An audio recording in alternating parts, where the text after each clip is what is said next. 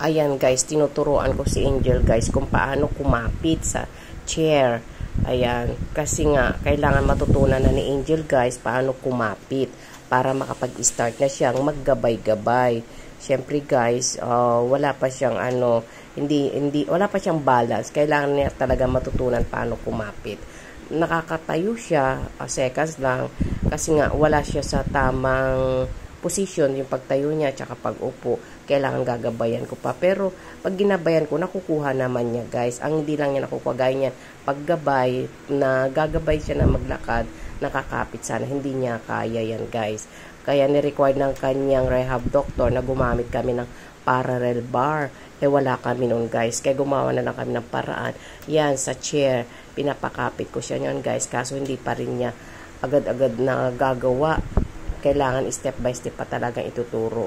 Kaya yung kanyang PT therapy, tinuturo naman po. Pero hindi agad-agad naman po na natutunan ni Angel. Kaya nagtutulungan kami ng kanyang PT therapy na turuan step by step.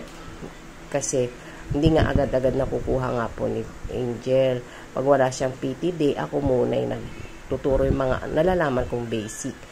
Kasi mahirap naman po kung lahat na lang sa PT therapist ko iaasa yung mga basic na kailangan matutunan ni Angel. Pagka therapy day niya, yung kanyang therapist ang gumagawa. As yung baga siya ang nagtuturo. Nagtutulungan kami ng kanyang therapist. Minsan si Angel wala sa mood. Yan lang muna guys. Thank you for watching. God bless you.